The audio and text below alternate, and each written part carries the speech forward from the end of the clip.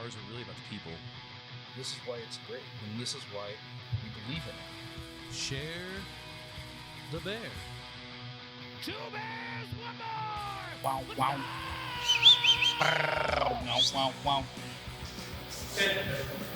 Shoot. Continuity. So,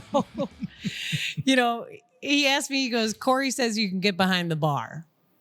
And I was sitting there drinking, and I was like, This is the Globe Pub? This is the Globe Pub. Okay.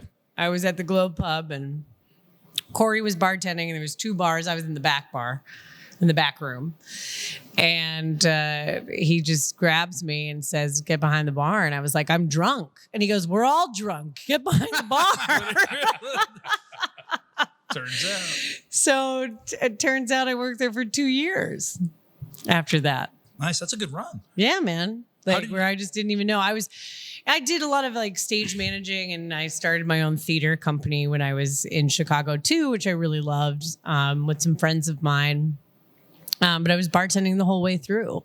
And at the Globe, they gave me my first Chicago job just by sitting there trying to get it, looking through my stuff, making sure everything was okay, drinking, and then here we go. I'm in the throes of it. But that's a big deal. In general, Chicago's a large market, and it's not necessarily easy. I know there's a million bars, but that doesn't mean that it's easy to get in behind those bars. That's still a hard market to break into. Absolutely. So, I think I got really huge. That's fortunate. Huge props.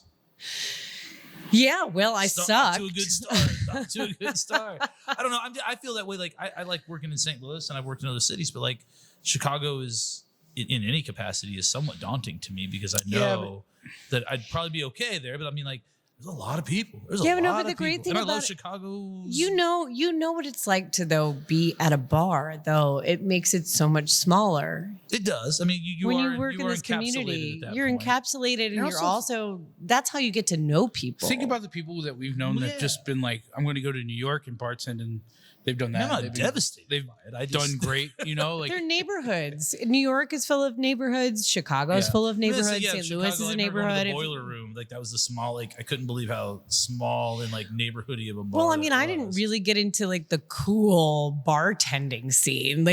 Everybody, it's I did eventually, but it took me a long time. I stayed in the gay bar scene. But how cool was it anyway?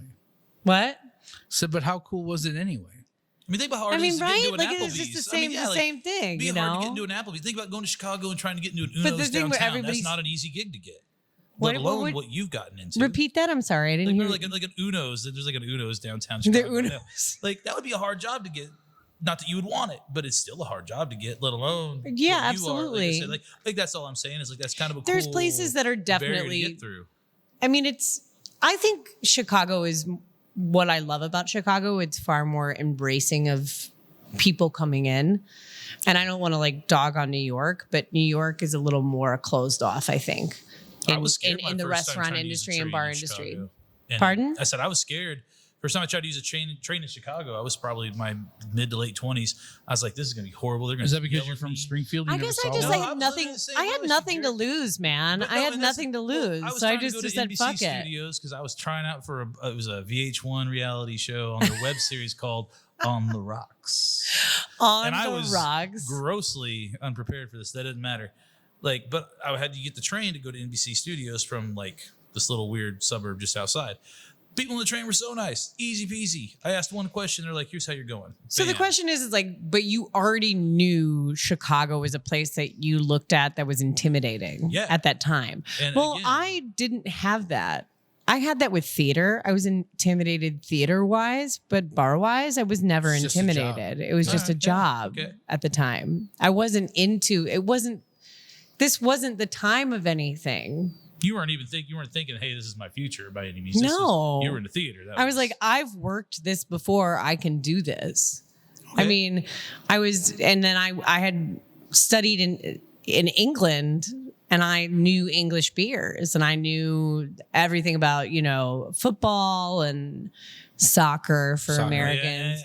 Yeah. But I knew everything about football. So, they really liked that. Like that was something I would wake up, I would close the bar and then sometimes stay upstairs in Stuart's apartment, the other owner, and then come down and open it up at 5 a.m. for all the Arsenal fuckers that wanted to, that was like standing outside a line out the fucking door to get like English breakfast and come in and watch the game, and I was just like, I'm opening the bar. Give me like 2 seconds. And I'm like, Arsenal, that's St. Louis ties. Well, a little bit. That was Kroenke was a. Oh no shit! I didn't even know that. Yeah. See, I've been connected to St. Louis for so long. I didn't even know. Yeah. It's my destiny to be here. You're just like you're so natural. You don't even know. What clubs do you like? Pardon? What clubs do you like? I mean, honestly, You're just working I'm just working. Trying to get you. I like the ones who are the least asshole to me. Have you been to Amsterdam? Do you go there? I did go to Amsterdam. I love Amsterdam. The bar, right? Not the. No, I've been to the country, not the bar. Yeah. The bar's good. Okay, I gotta go there. It's funny. I know both, but I did think you meant the country. Amsterdam's I was like, yes, Amsterdam's also great. Although I know the bar, but I had a really good time. Andy and I would have a great time there. We were. No, one of the owners actually, he played football professionally, but he opened up a soccer bar in Morganford Heights called Amsterdam. Where is that? Morganford Heights? Yeah. Morganford and Arsenal. Tar Grove South. It's Chicago? South St. side? Louis. Oh, it's St. Louis. Yeah, I was like, I don't know what this is. It'll be great. So like South Grand. I've only been in St. Louis for 2 years. Just get vaccinated and we'll go. Okay, cool. I don't know. Yeah. Have you got yours yet, by the way?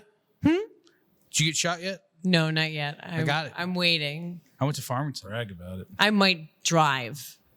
Go drive. To just like go and do it. Apparently, you can just go to a Walmart in a small town where they refuse to do it, and they'll just give it to you. Apparently, It's just insanity. Don't have to get into that. oh my god, But I digress. so crazy. So you did Global Pub for 2 years. Yeah, I worked at the Globe Pub for 2 years. Drank a whole lot of fucking Jameson. Because that's what they did. They would buy you shots. As you do. So part of your tip was also they'd give you tip and they would also buy you a shot. Right. It was a very normal thing. And at the time it was smoking in bars. So we we used to get told that if our trash cans didn't catch fire once a night, we weren't doing our job. You're not doing your job. Because we weren't clearing the ashtrays enough. Like if we were clearing them enough, we'd catch one on fire every once in a while. That is obviously ridiculous management point, but that was real. Well, I mean, I just remember the days like, a cigarette hanging out of your mouth and like pouring the drinks and you're smoking and bartending at the same time. I mean, now I can't even fathom doing that. Back in the day, like it's so disgusting. You couldn't smoke behind the bar, but you could smoke like if you had to like work on shit. So like they would be we like, would just take behind the bar. We would just take turns like clearing the floor. And it's the cleanest Flamingo Bowl ever was. And that was wow. Because like we would just walk around with a bus tub, smoking a cigarette, grabbing shit. When they banned smoking in Chicago and the Globe like stopped, which was really funny to me because we had food too. So there was like the smoking section and the non-smoking section.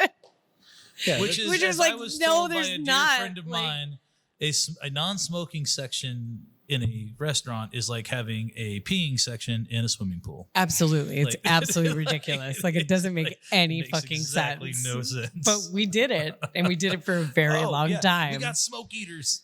We did smoking sections in on an airplane.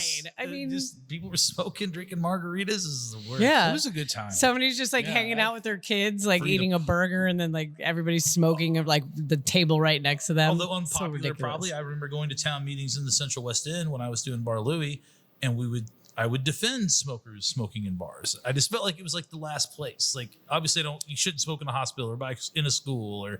Like, I don't think it's. I'm all it shouldn't be in a place where people are eating, but I mean, a restaurant seems ridiculous. Yeah. I wouldn't want anybody smoking in unless it was a smoking. If I'm at Dee's place and I'm vomiting Jameson under a table after a rough skee ball round, maybe I can smoke a cigarette. I don't even smoke cigarettes. Smoke a cigar and eat a steak, and I can't do that at the same time. Yeah, that seems dumb. It seems fucking. I mean, it's because you have this like. It would be good. I feel like I would do one before the other. I understand that like idea and that mentality. Yeah, it's like the Ron being like, Swanson of it.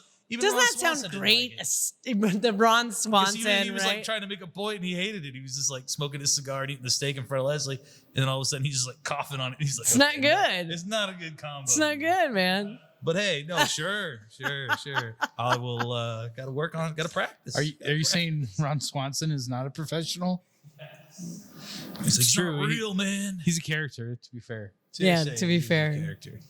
Played by a ballerina. He's great. Yeah, no, Nick Offerman's amazing. I mean, Parks and Rep, like I am Leslie Knope. If anybody wants to know who I am, like in a bar setting, like I'm Leslie Knope. always thought I was like, I could never claim all the way Ron Swanson, and I can't claim all the way Andy Dwyer because he's a child. Like I have this like weird, like mature, You're right in the middle. toddler thing going You're on. yeah, mature toddler. That's a great So description. I don't relate to characters. Like, You don't relate to I don't see characters? myself, and I don't see myself anybody at Parks and Rec. I think he'd be more like in the beginning season, Tom Brandanowitz. I Who? see him being the very beginning. They had the city planner, Brandanowitz. Rob can't- Lowe. No, way before Rob Lowe. In That's- the first two seasons. That's He Tony. was the guy that was dating Ann Perkins. I feel like I'm not at like Parks and Tony- Rec.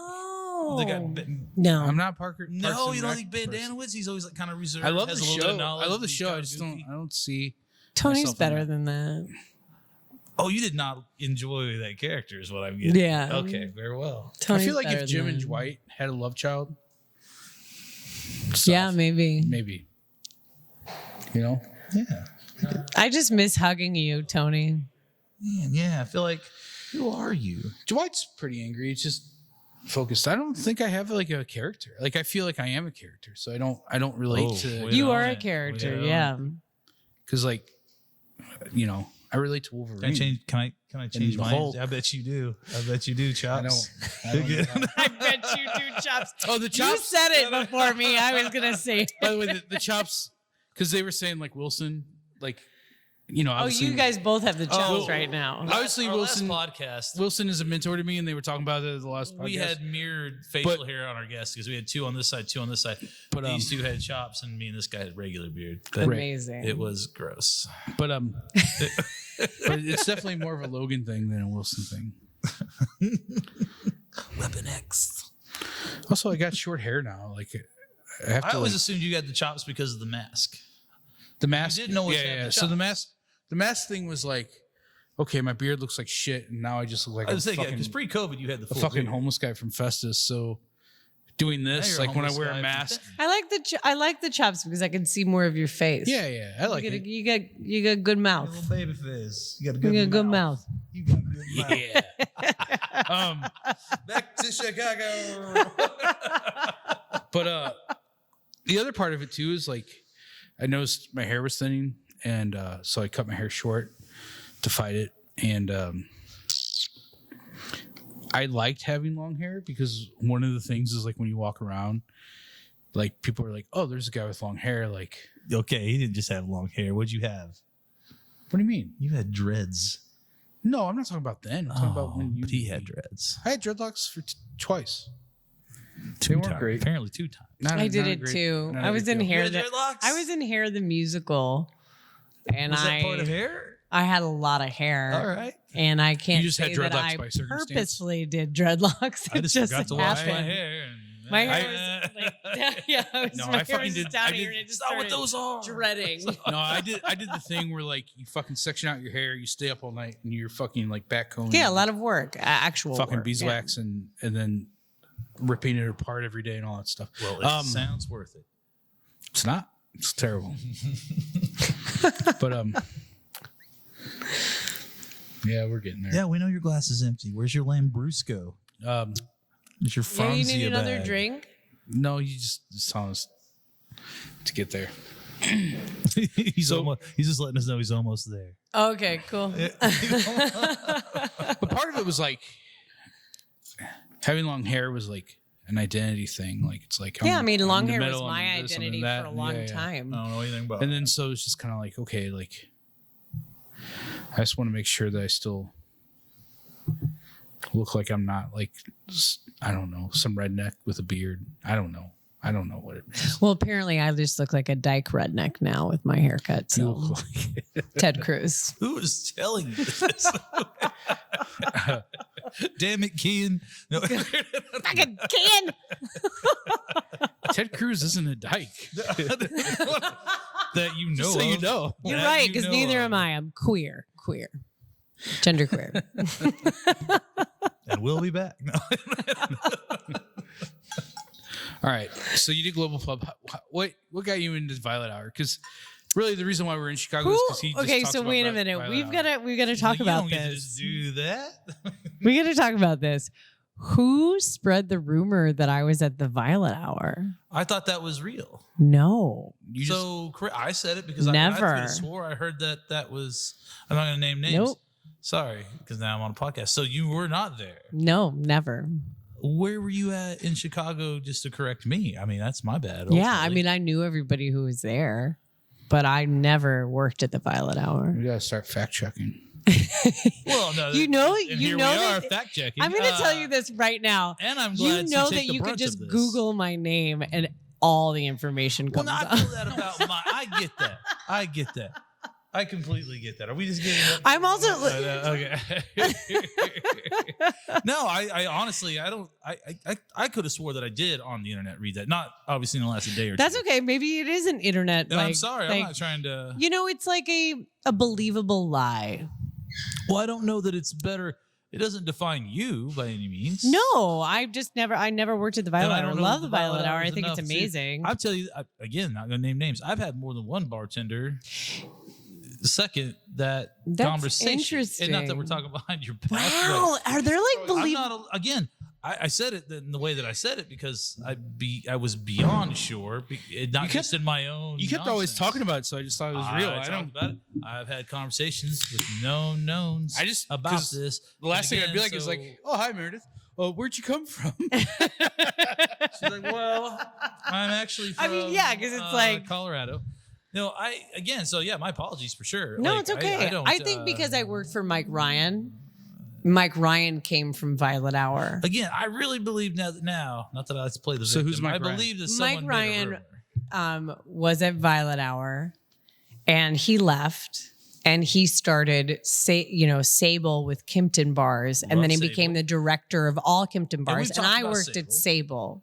You worked at Sable. I worked at Sable. That's even to me. That's more amazing. Sable is one of my all-time. I'm sure I've drunkenly told you this before. I love. Sable's I one, love was one of my Sable. most memorable bar experiences. Really, What is Sable? So, yeah, it's a bar like at the bottom of a hotel, and it's Kimpton, and it's no longer. It just after COVID, it's gone now. Rest in peace, Sable. it yeah. went from I was like straight up, like everybody was talking to me who ever worked at Sable, and we're like, "Can we get in there and get some of that Four Roses? That's just for Sable. Can we get in there and get some of that?" that was the thing, like Sable. Like when I got it, we it need was to get in probably there and next- claim it. Like that's ours. I had gone into Pops for Champagne, which I don't know if you. I know Pops Okay, for so- Champagne because it's which- right around the corner. It's not too far. Yeah. Yeah, and then there's the basement So bar. I went in there. That was the first real sense of hospitality I ever got. Weirdly, was at Pops for Champagne. I went in there, and the bar was full. Everything was full, and they're like, "Do you want a seat at the bar?" And I was like, "When it's available."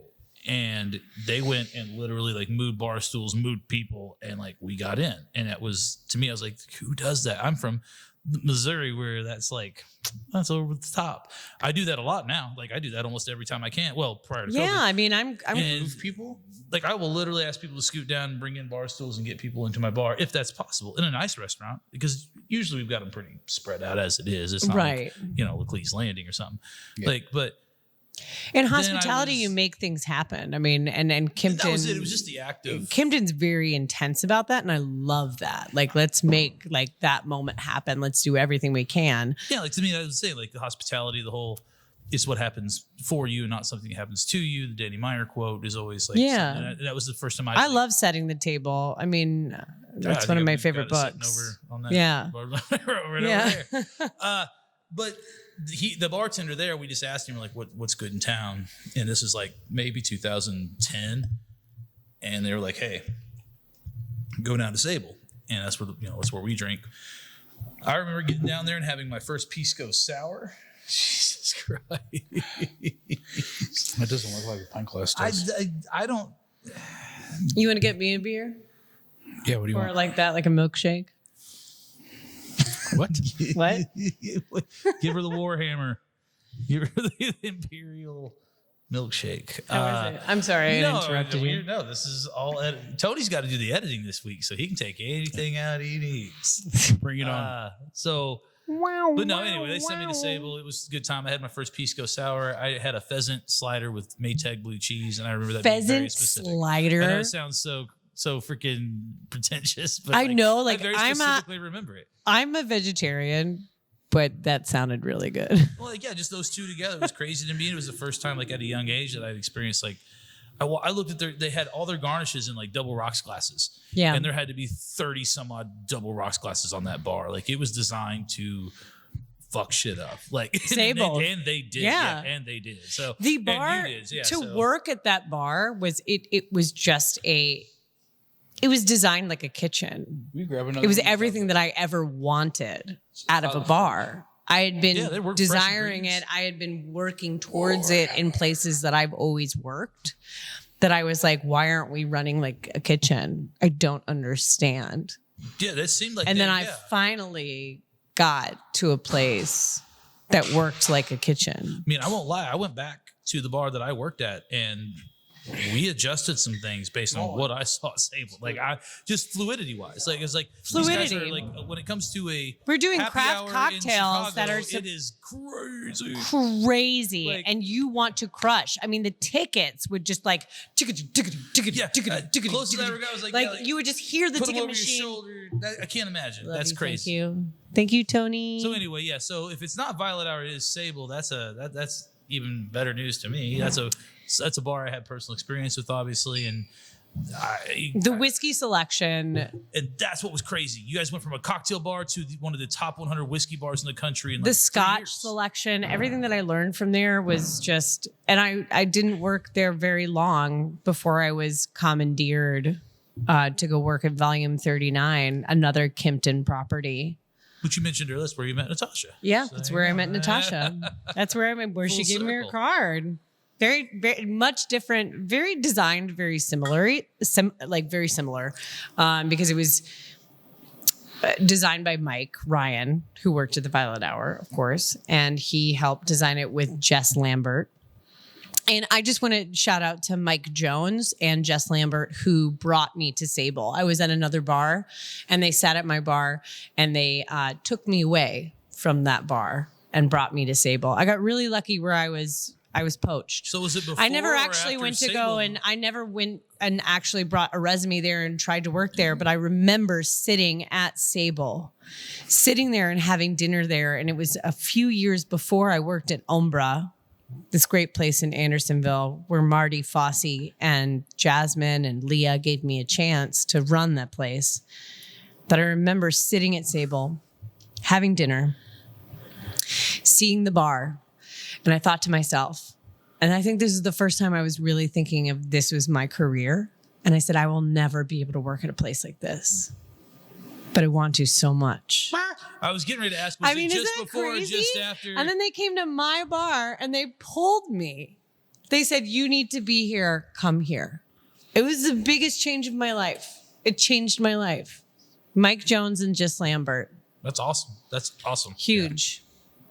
To be fair, though, that attitude also probably made you more of an asset than people who were like, I deserve to work here. This is what I am. This is what I'm about. I think I know got what I I'm not sure. Like, I know that when people came to my bar, they felt good. And I loved making people feel good. And I loved making drinks no matter what it was. I was that asshole that, like, ran to the back and found something and made it, and Marty gave me that,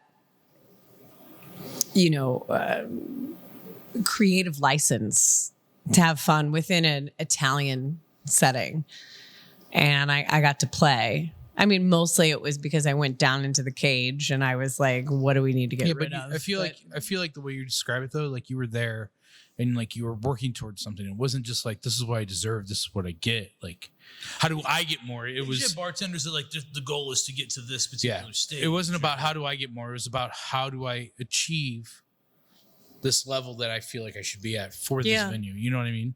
I wanted it. Yeah. But I wanted to be able to do it the right way. I'm definitely of that like mindset of where I'm like, I can't go from A to Z. I need to do all the steps in between to make sure that and maybe that comes from my own personal like struggle with self-worth. But there's a lot of origins. What you're saying, like, there's a lot of origins like with different bartenders that comes from, but that seems to be the common thread. But I'm also amazed by people who fight for what they want. I think sometimes maybe I didn't fight enough. You know, like I think there's a lot of bartenders that go for it and immediately start working in a cocktail bar. And I'm not to say, you know, like I've definitely, as an older person in a cocktail bar, looked at these young people and been like, well, what the fuck? Like, have you done the work to deserve to be here? Do you know this and this and this? Like, do you even know who Julie Reiner is? Or even like, just the subtleties of like what makes, like have you gone through the tiny details of what makes a good bar program a good bar program? Not just, do I know the brands? Am I in the guild? Did I read the books? Like, I do get frustrated sometimes with people who don't. I think but then there's people who learn that though. Sorry. Yeah. I mean, but there's also people who like just like immediately like was like they were very intensely into the craft cocktail scene. And so they learned as much as they possibly could. And then they specifically put themselves in the positions to be in those bars. And are you saying, because I don't like impose, and I think that's good. I mean, maybe I just people that were trying to do it because they wanted to be that cool bartender. And then there are people that came up because they wanted to learn the profile. I mean, there's both. The actual craft, and then they converge on each other at one point. I mean, but didn't you like as soon as you got behind a bar, weren't you like? I mean, no. I told you I tried to go get on a reality show that I had no business being on. Again, no, I'm the first person to admit that on the rocks. I felt like to do some of this stuff, your ego kind of has to get you in trouble because otherwise you won't do it. I'm super egotistical sometimes. At the same time, as I get older, I start to learn to take the slower approach. I also feel though like part of the idea is the fact that like being a bartender is more important than being an actual craft bartender, and like so like the work ethic produces. Who's not turning out their phone? You were like, you're blowing up, Tony, blowing up on that. I swear to God. No, but I understand what you're saying. I mean, so like, to be a bartender, like, is to understand where are you, right?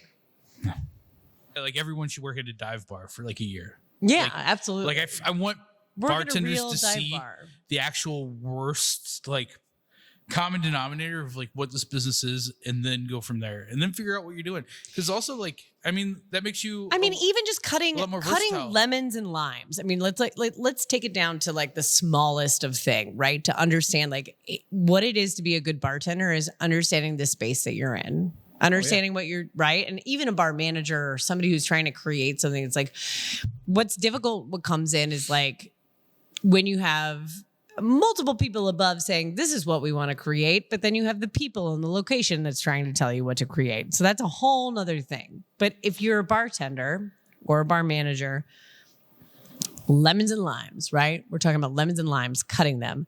There's a difference cutting them at a country club.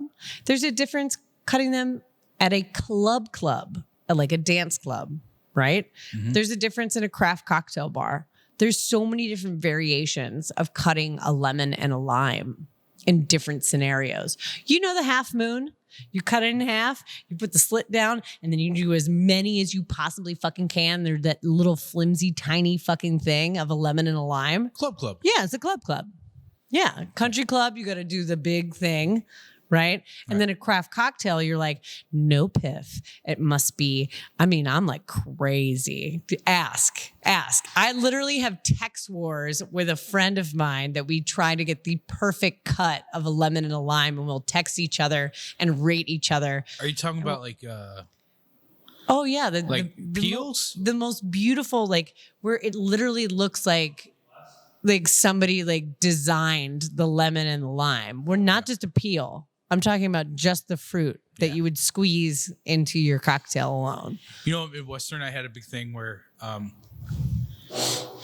every peel had to be a parallelogram, so it would show intent. Like it was the whole thing. It was like show intent. Show intent. There's exactly, intention. Like, it was just like this isn't just me. I like make them if you cut like this beautiful like crescent. Moon is what we'll call it, not a half moon. Well, it's a crescent moon. And it has to have the points still on them. Because in a country club, you take all the points off, right? Yeah. So they're just like chopped off. But in a craft cocktail bar, the points are still on. It still looks aesthetically pleasing, but the pith and all the seeds are out. So you just see the flesh. Oh, so you cut out that middle. I cut out the middle of like there's no white anymore. The white's gone and it's just the flesh and it looks so pretty. So there's no bitterness that can possibly get in from the pith. We're talking about and no babies. seeds. Just heard you guys cutting out the whites. It seems like a good idea. Yeah. Don't go there. I mean, you can tell. I'm like, I have a whole. I'm kind of. I don't know what happened to me along the lines of like working in like a dive bar and country club and like being somebody who. You're like, from Springfield. and if the whites. That's why I know. If the whites did an auction, you'd be in that. Look, I'm a man of constant sacrifice. So. What's in that mug, babe? Just water. Just water. It used to be. I'm trying to stay hydrated and make it all the way through this with you pros. All right. So I probably should too. Whatever. And so after the violet hour. Yeah, sure. It totally worked there. So what was it that got you What to a St. beautiful Louis? bar, Like, though. Really beautiful. Yeah, great. I'm super sorry about that misinformation. But That's doesn't okay. matter. What ended I up think it's getting you? fun. What ended up getting you to St. Louis? Lore. A job. Well, we know that, but I'm just saying, like, what was the step with that? Like, how? Application. You just. It was fucking crazy. I mean, I needed a change. I was working at Volume 39. I was about to take it over. And then two friends of mine that I worked with briefly, but then became really great friends with E-Squared Hospitality. I was at the JW Marriott for a very short period of time, bartending over there. Michelin star rated place, like very happy to be there. And I made two amazing friends, Sarah and Amanda. And they said, hey, you want to come play?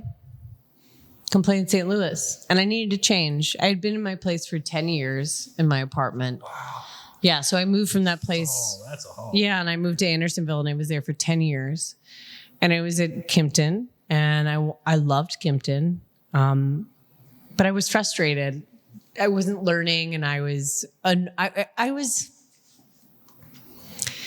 angry, a lot of anger, but I loved it so much.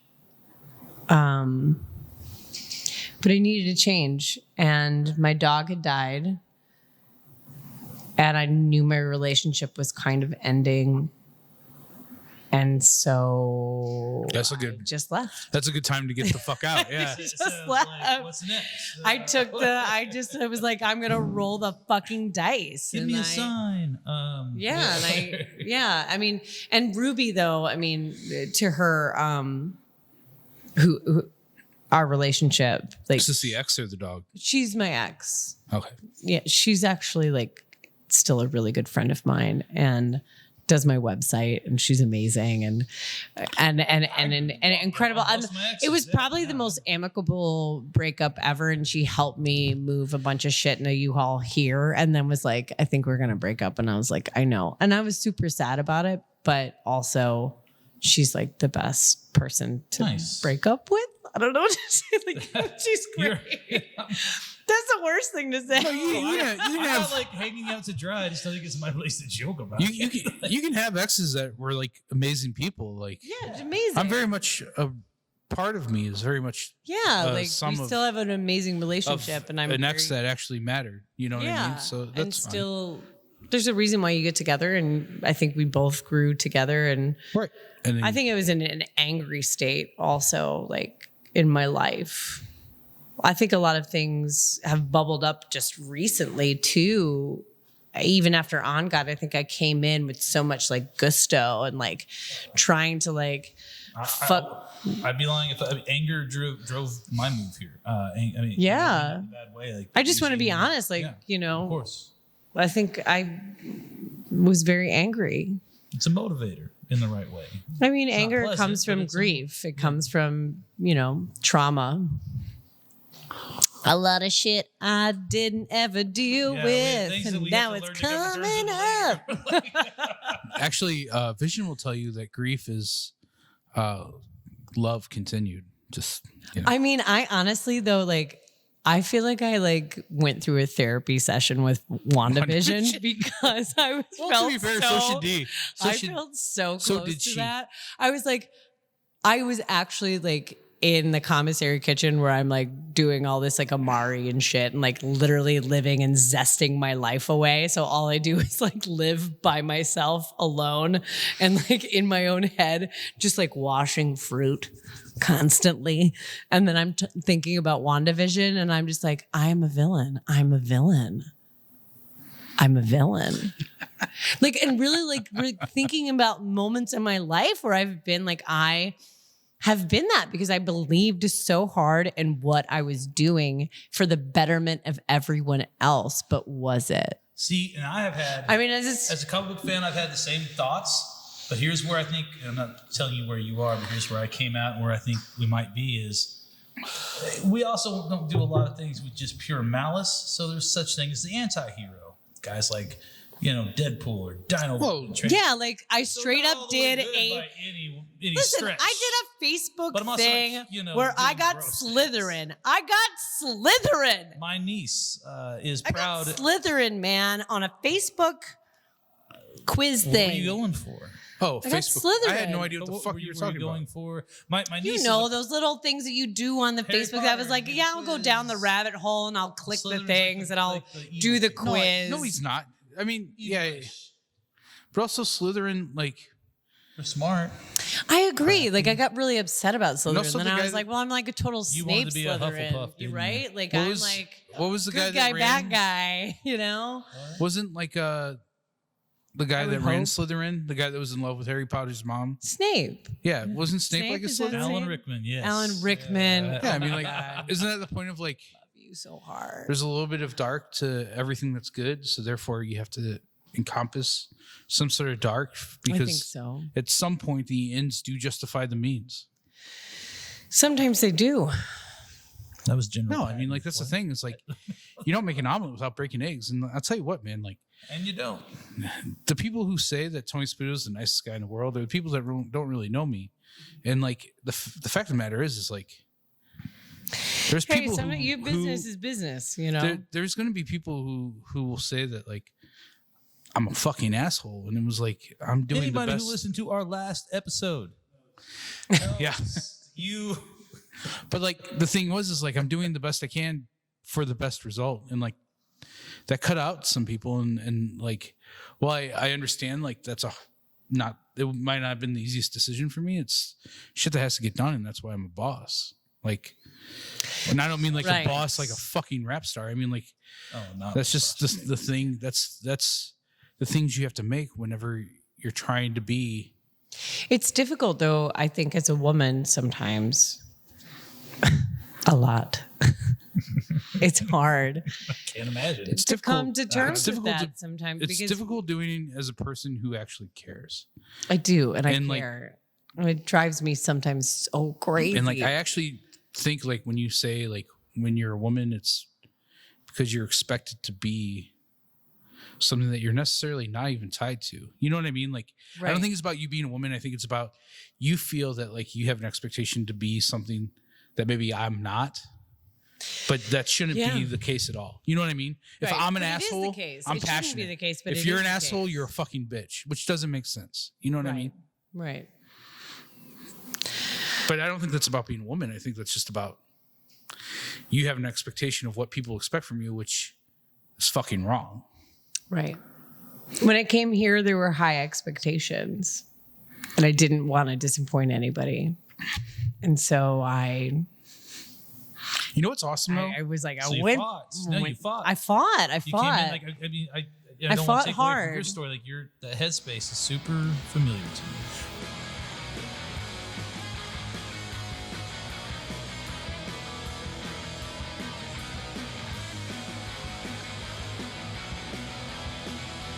That's a little bit after that one. No, yeah. No, don't be serious. I can't wait to see Wilson.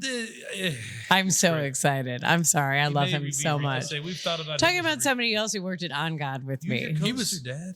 Oh, fuck. Wilson was my right hand man there. Like I literally so many times I was outside after a night, well, actual like a 15-hour shift, which was all the time, every day. And I would talk to Wilson at the end of the night, and he would be there for me. Home Improvement, you just go. Yeah, to he's fucking. He's Wilson. Straight up, hey Wilson. He's great. No, he was great. No, he would, throw me a cigarette and have me sit out there for a second, and I would just be like, "What the fuck am I doing?" And he'd be like, "It's okay." Yeah, Also, hear this story about what happened to me. Like, Yeah. a lot of fun stories, and he'd always I gotta bleep that out now. what? Don't mention that. I won't. Sorry, It's okay. but a lot of rules on this podcast. This is scofflaw times. We don't follow rules. scofflaw No time. rules. No rules. That's how we get our Mountain Dew. I just don't want to fucking sue us. I'm We're sorry. extreme. Yeah, I know. They would win. Yeah, good luck suing me for what I don't have. Yeah, Like- that's the point. They wouldn't What sue exactly us. do you want?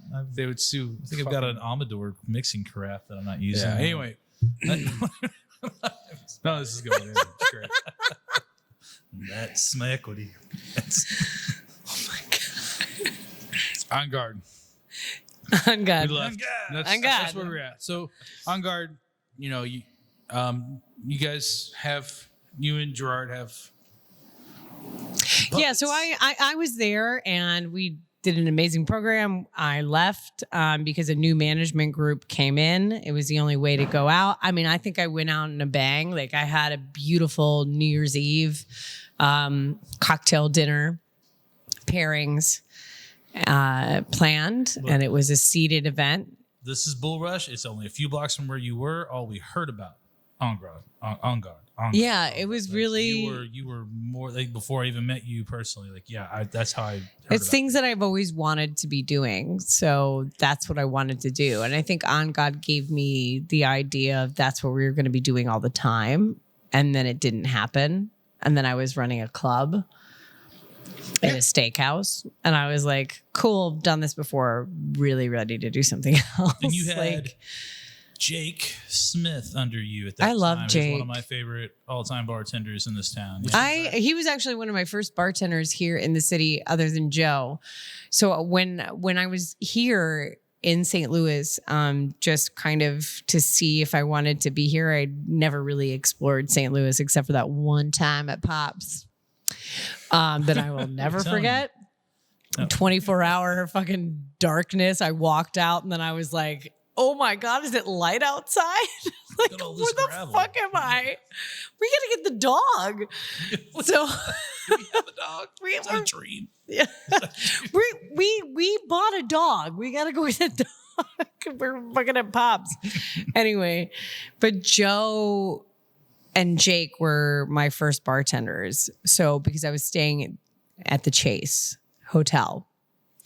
And then I took a tour with Dave Miskett, who, just to bring this back around, helped run Studio 54. So maybe that is Natasha's full circle. mom and Dave Miskett knew each other, maybe? There's a solid But- whether they knew each other or not. I mean, maybe, yeah, They have seriously. bumped into each That other. is, Yeah. that's Studio 54 for you. I was on the fence about making it. Yes. Yeah. I was all right. Continuing on. There's a lot of coke back then. It's 7 fine. out of 10. It's not the worst. 2 bears, 1 bar is pro drug. That's fine. So, I mean, David Miskett took me around. It was really great. And he's done a lot of, he ran Studio 54, and then he helped design and do everything for On God, and then left, which is really a cool thing. And so Are you I saying was that he left Studio 54 he and set up I Hangar? really need. he to do left this On hotel in God. St. He Louis. left On God. I know, but like from Studio 54. No, he had been doing a lot of other gonna say, There's hotels. at least Interesting. 2 Red Robins in the middle. Oh god. He designed some really incredible hotels. Like what he does is an amazing one in Florida that everybody knows. I mean, he never really got like as big as Kimpton, but the one that was like all white.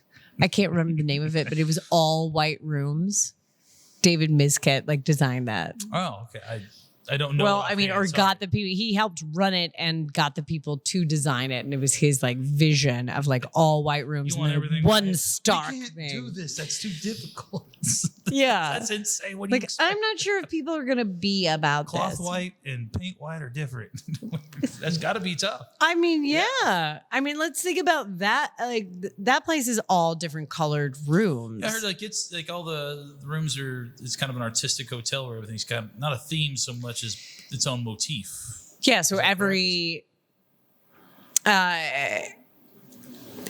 it's the yellow, green, red, blue. So colors. That's it. Got it. Those are the only colors. Those are the only colors. Not primary. But what's Primary? amazing Primary colors? Sorry. so red, yellow, blue, green. Got it.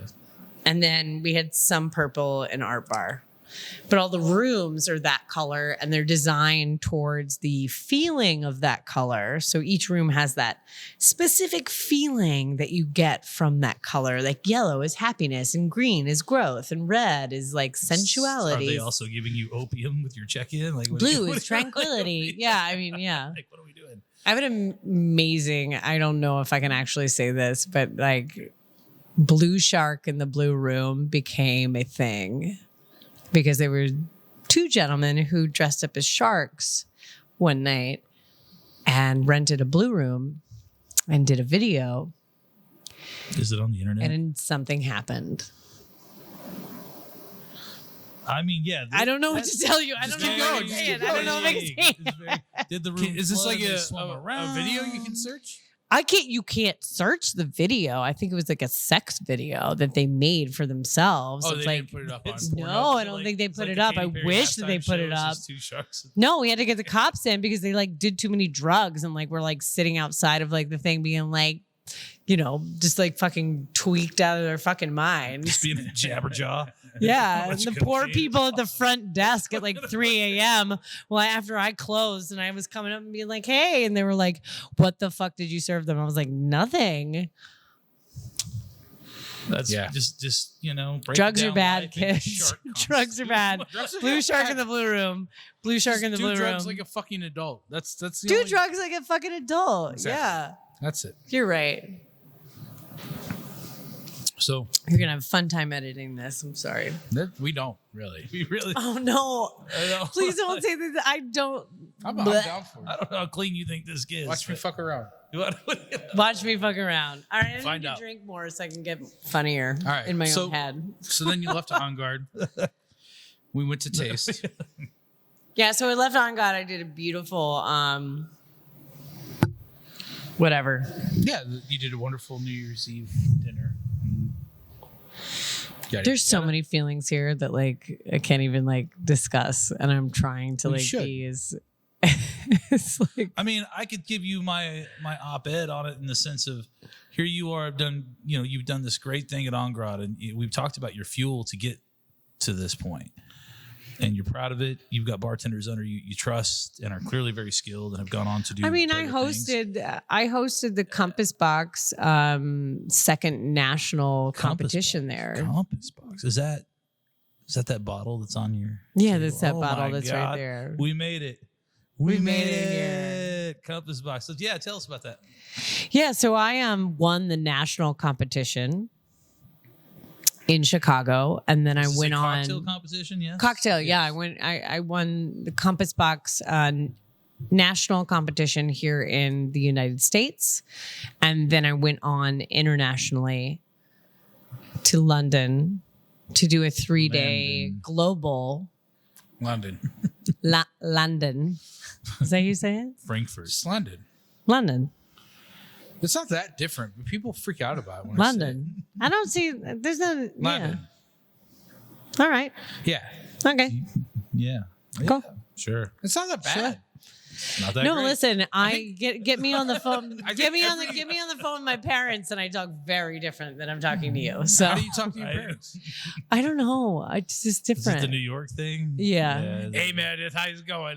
Well, they're from Brooklyn and Queens, so it's very Listen, they different. just talk. Go. They talk You amongst touched it. They talk amongst I heard themselves. it for a second. Just do it. Come on. Oh my God. No, you have to be there in the moment to do it. You're making the moment. Bring up Brooklyn.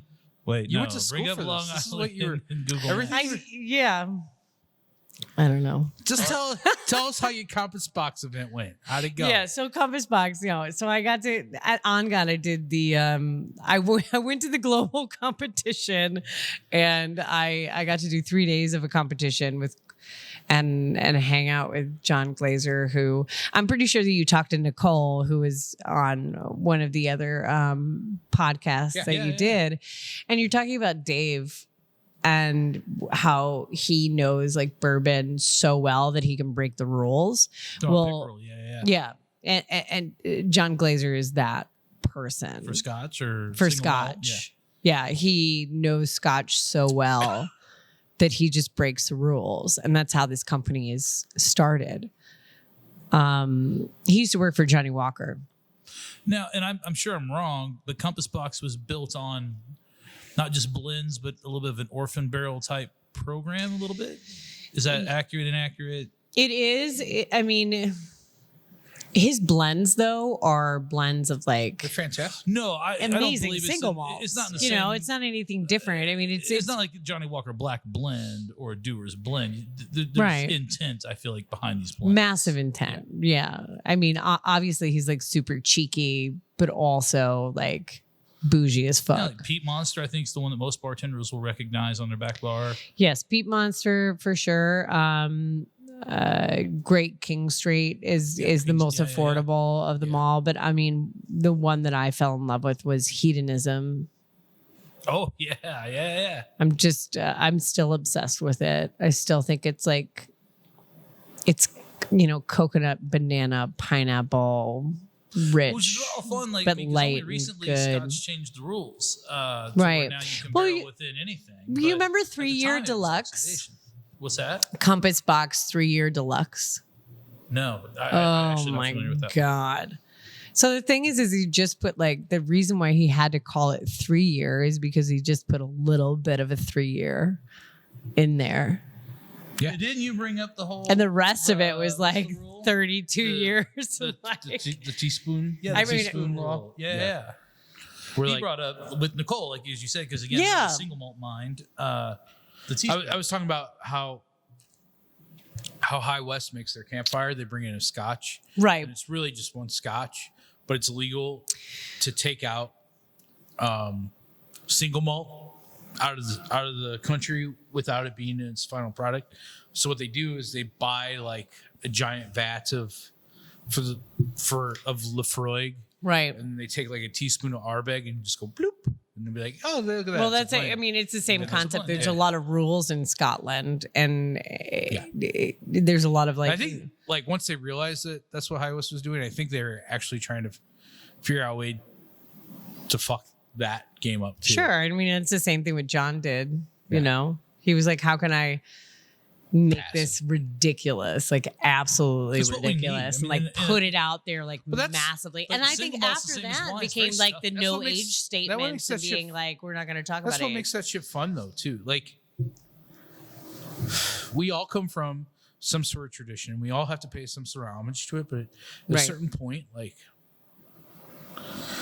you also have to learn when it's the right time to fucking break those rules. You know what I mean? Like Because if you know the rules, nobody wants to listen fucking to John Coltrane and Miles Davis playing fucking C major all day. You know what I mean? right, It's the right, same- music It's wise, the same fucking game, you know. Chick Korea. It's the same way. Cat Korea. Cora. I'm never gonna let you live it down. I called Chick Korea Cat Cora because I fucking was personal stoned out of hero. my mind.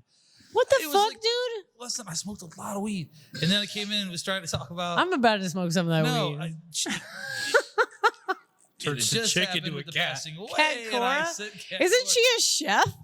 She's the one that like brought in liquid nitrogen before Old Blaze, but she also got called out for like lying about a reservation in a restaurant one time. Like she blew up a restaurant on Twitter about like messing up her reservation and like I don't "You even didn't know have this. one." Oh yeah, For real? She's apparently like I used to like really like Iron Chef wise. I was like, oh, she's the best.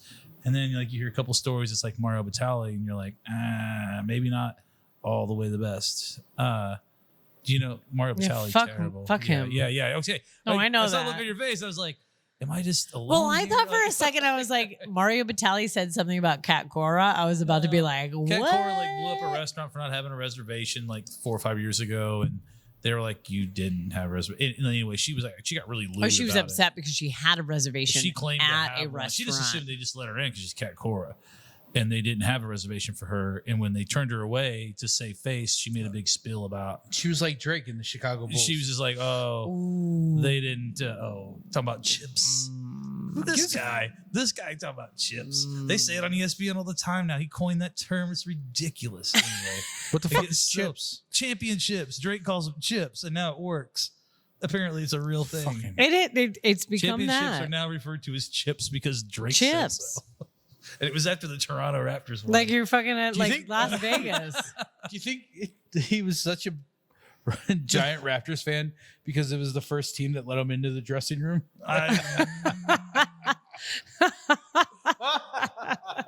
This- I'm just kidding, but Man. that guy overstepped some bounds. That's all I'm saying.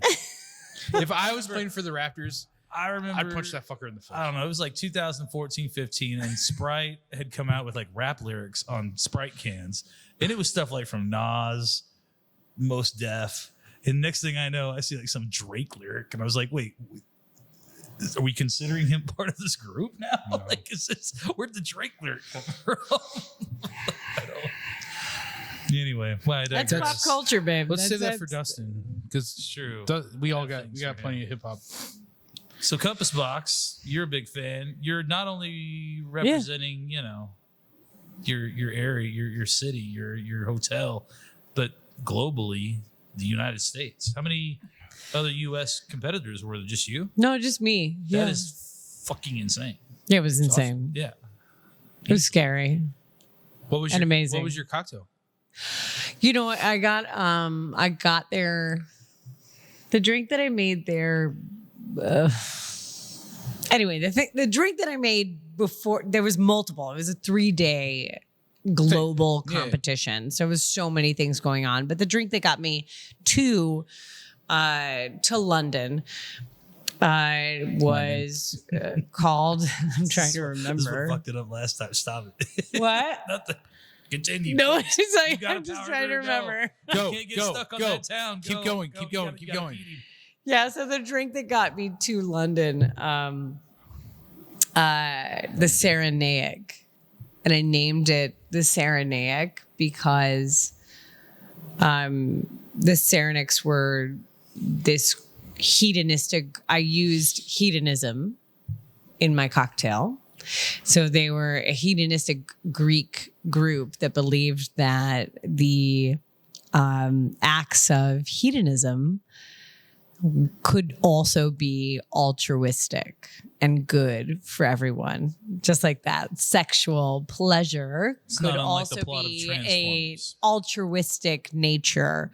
So good things could come out of them. And I think that's also like very much like how we live our lives. Well, I mean, Scotland and stuff. I mean, you had like Druid festivals. I mean, like that was. I mean, well, it was the seasonal, and I mean, Yeah. it was celebrated, not like some. It's also the thing. first It was- female depiction on a bottle. I wish I brought the hedonism that I have, and I didn't. But it's the first female depiction on a bottle of Scotch.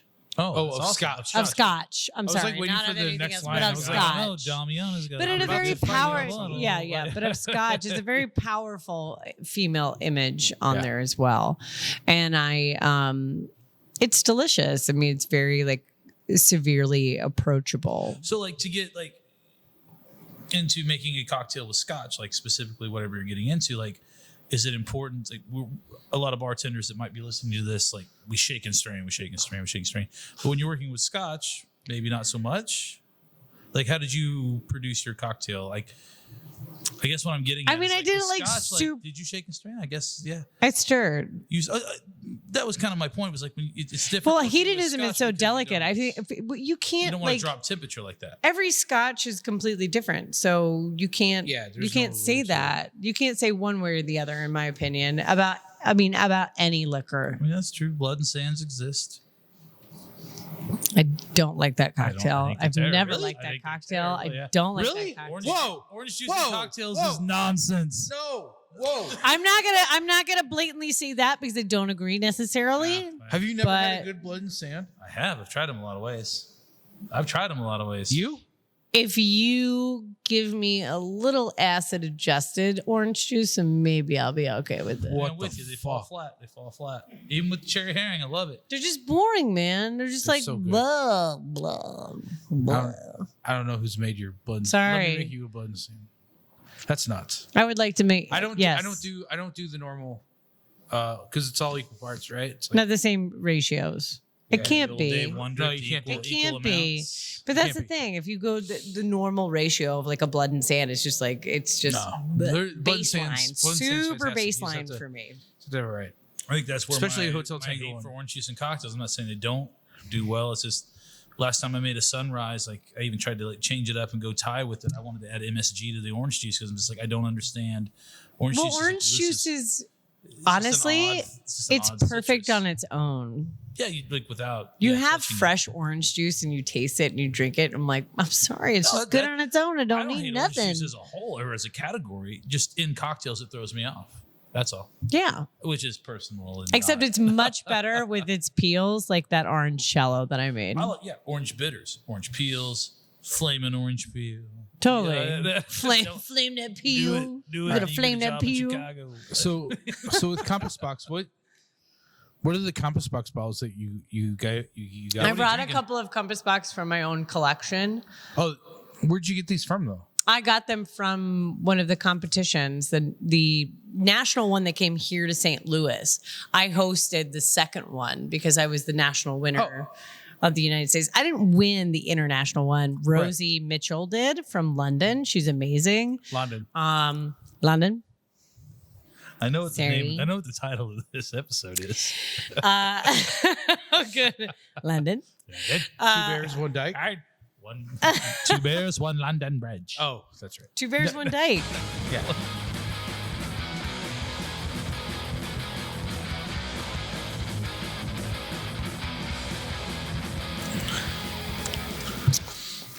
I don't know. Just meeting John, John Glazer, and like Yeah, that's huge. understanding, where his mindset comes from, and the most incredible thing that we got to experience with John was this mock blending.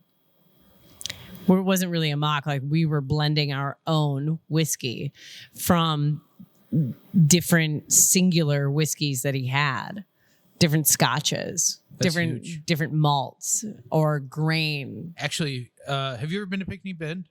No, I haven't yet. So I really want to. I forget his name. Ralph? Oh, at Pickney? Yeah. No idea. Oh, damn. I know. Guy's it sounded awesome. like I was going to be helpful. Yeah, But the guy's awesome, but we actually did it. I did an event with him where he just took a bunch of different spirits and would only do one botanical with them, and then he would have you come in after you did the tour. You would come in and make your own gin that way, so you'd be able to pick and choose and all that stuff. And that's highly educational. It's so educational, and it's also it's so intense. Like Well, yeah, because you have you're there's no. It's an infinite amount of situations. an infinite amount of things that you can blend. So how do you blend your own? Less is more is what I learned. Less is more. And understanding where all of these whiskeys, come from, like knowing, like this just says Highland malt. That could mean so many different areas. But if you understand compass box and maybe where it's coming from, then you can know where it is. Because technically, like, people can even say they're Highland, but they're Speyside. Now that right? was always so. That's a point of there's a, contention. in right, and it single happens malts all is the always, time. There's a lot of gray areas. Speysides that are Highlands, but not all Highlands are Speyside. Not all Highlands are Speyside. And Speyside is this crazy area where they say there's not one note. So Balvenie, if we're gonna ride that train, that was a very, very good example of specifically Speyside.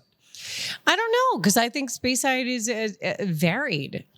Oh, I'm not saying. Oh, yeah, that's you know, fair. I don't Sorry, think that Speyside, that maybe area most has known one version of that. most I didn't known mean like for specifically maybe best example. I Speyside. misspoke, Yeah, that's for sure. But you know, because it is known for rich. Rich malts, right? Has a little bit more smoke to it. Like you get.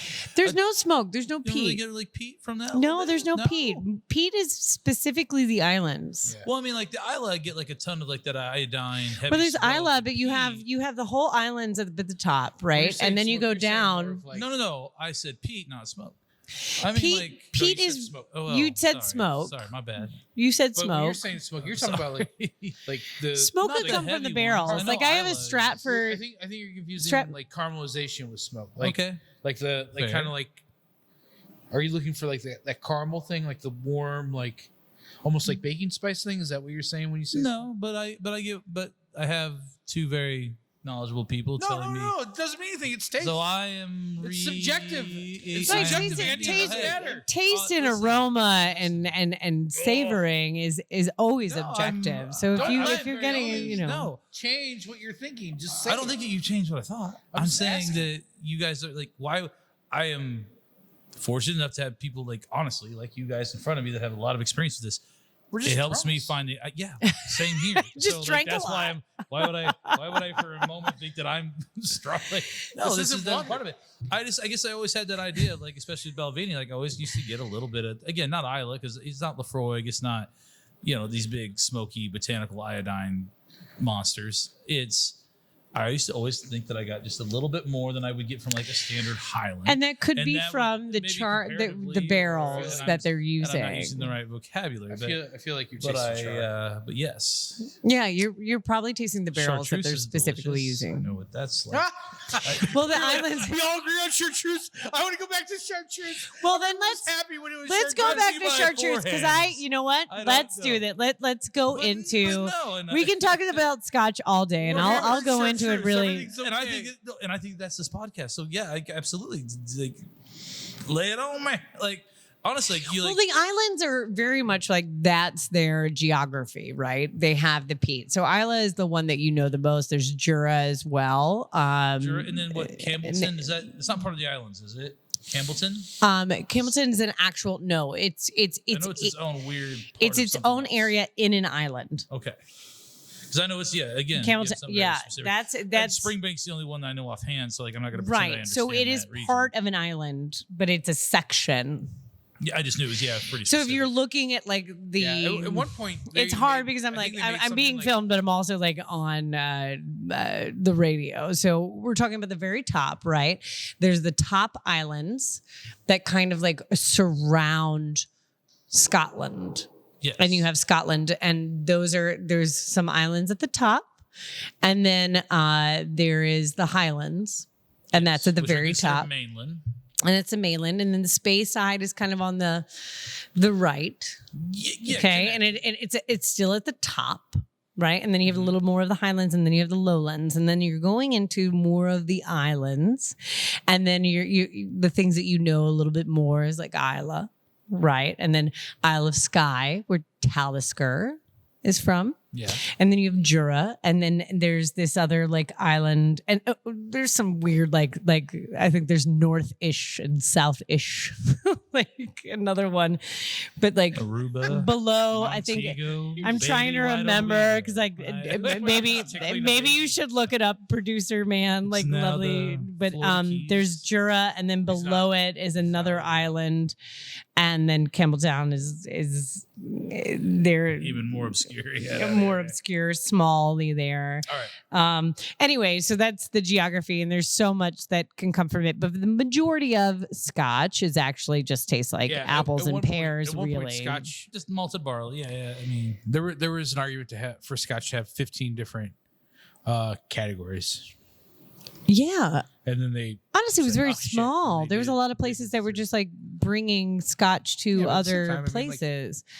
I think If you just drink bourbon, those have just as many variants as Scotch does. You know, Yeah. To be fair, it's areas. It's So- areas where they just like this is what they did, and this is what they. It's yeast, it's barrels. And it's what's the word for times. that? And they also had what's the word distilleries that that we were illegal. They had a lot of distilleries that were illegal at the time. In And Ireland, in Scotland. Scotland. I mean Scotland. Jesus Christ. Scotland, Scotland had a lot of distilleries that were illegal. Oh my God. Do you actually know the Irish taught the Scots how to distill? I don't doubt it. As an Irishman, well, mostly Irishman. That's it's not a very common opinion in Scotland. I'm sure. I don't it's think the not. Scots would say that to you. I'm sure it's But not. it was actually Irish monks were afraid that Scotland was like savages, and they were like, we got to figure out how to give these guys Sometimes you're right. some sort of Sometimes some sort of community, some sort of reason I don't know. to But Ireland at the same time was probably over civilized. civilize. Yeah, And considering so what happened, so whatever. Irish monks taught Scottish monks how to distill. Wow. It's like St. Patrick's Day coming Well, up. I don't know why yeah, we that's celebrate the true. traitor. I don't get it. Like, If you I don't know. disagree, email me at I mean, Two Bears, One don't Bar. worry. I come- We're I'm- still I looking come for from- emails, so if you're offended, please send. Please send to. We're just looking. Well, for I some come from reaction. Italian monks, so I have a very different way of making things. You came from, yeah. Yeah. Totally. Yeah. No, actually, like I have my I'm Black great Irish, grandfather left the monastery because he was in love with a Go woman. get some, yeah. Probably Irish. And so here comes my family. Here they come. Are To you Long sure you're Island. okay with this? Because all I'm doing is making booze now, just like you did. You say you're making booze. What are you making? I'm making booze like What that. kind I'm of making hooch right now. That's What what I'm kind of getting paid hooch? for. I got really lucky, and Gerard was like, "Hey, you want to start this thing?" And I was like, he was like doing nocino and limoncello and orangello, and I went, "Hey, guess what? My grandma's made that. My mother's made that. My great grandma's made that, and yeah, I can do this." You guys also make iced teas, from what I hear. So he just randomly brought that on you. Huh? What? Like, it was just like a random conversation. It was. He was like, I always wanted to do this, and I kind of played with it a little bit at niche, but now I really want to do it hard. Are you interested in, just kind of doing R&D and figuring some stuff out so we can start something? And I said, yeah, absolutely. Absolutely, I want to stay with you, and absolutely, I want to do that. And I got my own lab. I've literally been creating it, but now it's like at an amazing point where it's organized and clean. Because if anybody knows me, I'm crazy. If you most look, of her Instagram if you look at stories all of of my her cleaning labels, they're things, like, yes. what? Like most of your Instagram stories, like exactly how. I mean, meticulous in the best possible way, like about your approach to this. Like, it's not like you're like, oh, I got to go knock this out. It's like, I'm gonna throw my limes in a big vat of water. Like, you're literally out there washing everything. Yeah, I Being scrub attention everything. to It's me. detail to Like when I say everything you're doing. handmade, it's handmade to the beginning. Yeah, I so- get organic, non-chemical citrus. I got it at its peak season. All I've been doing all day, every day for a month is cleaning citrus with vinegar and non-chemical biodegradable soap. How many and playlists is that scrubbing to get everything. through? Like, I mean, yeah, to honestly, like, I bet the first 4 days are hilarious and It's- really fun. I feel crazy. then- I'm almost done. But I see a light at the end of this citrus tunnel that I've been living in, of like just scrubbing citrus every single day. My hands are like raw. I have a blister from zesting. So I peel and I zest. So I do a You're just using a microplane for that? I do a microplane, and then I have a really badass precision kitchen peeler that peels like barely any pith. God bless you. So it peels like barely any pith. So you know how everybody loves those like little like Y peelers. I'm like, yeah, I like them. They're fine for the bar, but I have a precision fucking peeler that's like sweet. And I tried micrometers, mommy. Gerard brought me this right, there's that thin layer between like the zest is great. Yeah, I don't want the pith. I don't want. Yeah, there's a very thin layer. I want it still to be, and the zest is the best. My grandmother was completely right every time. I did the zest. Would agree. God, but it's so hard. No. I've got like a system for sure. I mean, after you do like 200 fucking citrus fruits like in one setting. Yeah, you're a machine at that point. I'm a machine. Yeah, it's crazy. Machine, you're numb, and that's why I was numb. Like, I'm numb. I mean, because I remember, that's why I'm curious. Like ultimately, like not about me. How many playlists do you listen to? Like again, like. Do you have like multiple playlists you go into work to? I listen to Two Bears in One Bar podcast. Oh my God. You only have like 3 hours worth of content. It's full of stars. 6, 7, 9. We have 9 hours worth of content. That's 1 day of work. Yeah, that's a half a day of work for me. That's just limes. What else you got? I know it's true. No, but I listen to. That's too personal. I do. I listen to like I've listened to a lot of podcasts, and I've listened to a lot of playlists, of course. Like on honestly, disco keeps. I mean, I'm serious. Like ABBA disco or like straight up ABBA? Like old school disco mixed with a bunch of other shit. Like funk? I need like some funk. I need like. Do you need new playlists at this point? What? Do you need some new stuff? I do. Like I feel like I've gone like down the rabbit hole. I've also like sat there like and zested listening to like Joni Mitchell's like full on everything and cried my eyes out. I mean, that is an interesting selection to zest to. Yeah, but sometimes I just like feel like I go in and I'm super alone and by myself. It's COVID and I just want to like cry to Joni Mitchell and I'm just gonna zest and cry to Joni Mitchell. That's right. You know what? Both sides now. I've looked at love. Platform yet to admit to my Joni Mitchell playlist, but fuck it. Cries not Joni Mitchell specifically, but that's somebody I probably listen to. Change is one of my favorite records to work to. Okay, I'm into that. Yep. Everything is terrible. Fucking, I want to die. Yep. Like, dude, Beck Sea Change. I love working to that, and people would like. I would listen to that while I was like working as a warehouse manager, and like people would walk in and be like, "Do you just want to feel like shit all day? Like, what is this?" Like, this gets me going. It gets me going. This is how I feel about the Smiths unpopularly. But I do love the Smiths. No, people love the Smiths, and people are like, I want to work to the Smiths. I'm like, I just hate like the Smiths. I don't like it makes me. You hate sad. the Smiths? I've gotten into into the Smiths. Smiths don't make me motivated. Like lo-fi hip hop, but like it's all 90s, like Tupac and like Biggie and stuff like that. But it's like a lo-fi vibe. And it's, I mean, it's great though. I'm not gonna lie that I like. Greatest era of hip hop. I listened to Mariah Carey for a long period of time. I'm sorry. Yeah. Oh, I got you. I did. What did you? I'm sorry. What? I said I listened to Mariah Carey from the 90s, Listen, like if for you a long think period that of time. Always Be My Baby's not on my drunk liked Spotify list. Yeah, fuck that. It's like fantasy. Like, listen. Yes. That's when I knew I was gay. Dream Lover. I was literally in a not even a JCPenney's. I'm pretty sure it was a Dillard's with my mom looking through some clothes and like there was Mariah Carey up. Remember when they used to play the music videos in like the department stores? She's on the jet ski. No, it's Dream Lover. It's like her first one. It's her very first one. You know, because I'm old as shit and I was super young at the time. And it was like, Dream Lover, come rescue me. Take me up, take me down, take me anywhere you want to, baby, now. That's how you do this song on the transition in this podcast. Zach, I mean, we can't you can't pay for that song, so don't do that song. But also, like, I saw right? Maybe first farm. Yeah. You get cell phone ringers, like, Well, like It's 5 seconds the rule. I'm just saying that I was Facts that we just made there. up.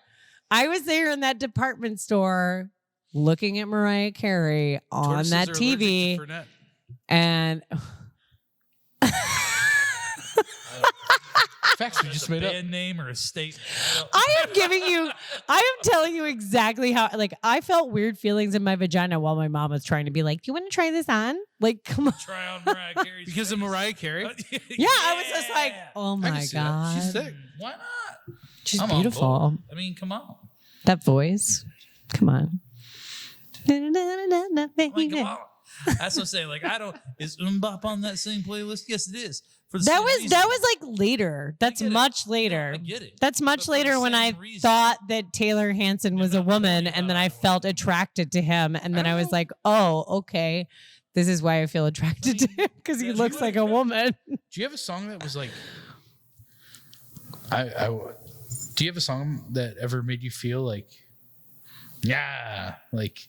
I mean, yeah. Like, I mean, yes. Not yeah, Like, but I mean, like my song is like, what's like? It's my song. that made your vagina feel weird. That made me I'll be honest. I had an ex. Mine was a very innocent moment where I was just like, "Why do I feel this way?" Italian girl, by the way, in high school. Her name is Katie Daniel because she's got none to lose, and she like Genie in a Bottle, like Christina Aguilera. That'd get my whole high school hormones fucked up. Like, That's so like, interesting. it's so gross. But I can't think of a song like that was as far as like when I allowed songs to control my See, during that hormones, time, I was like, when Christina Aguilera came out, I was like, this new Tori Amos is so amazing. Christina Aguilera Yeah. as the new Tori Amos. No, I said this Tori Amos is way amazing. Like, I wasn't into like, you Bradley know. Merchant, Tori Amos. I'm in. Like, I never like connected. Like music to me is like the most sexual music was to me is when it's aggressive. also Al Green. There's like You like a really, yeah. it's like sexually aggressive. no, but What? Well, I felt never that been, way. like- I felt that way about Garbage. I never had this And like, like song. Garbage like, was like made Garbage me and feel Hole. Which one had Courtney Love? whole. Oh, can never remember. The other one was Garbage Shirley had Manson. nothing to No, I just always forget the two. Shirley Manson and Courtney Love. Garbage or Hole. I always forget them. I like Sugar Garbage Ray. all day. Every morning. I mean, Shirley Manson never killed. Okay, Mr. All right, we're not gonna go Nobody down believes that road. story. I believe that story. I was there for it. Have you ever had a shotgun in your mouth and tried to pull the trigger? I mean, It's obviously not easy. I'm still here.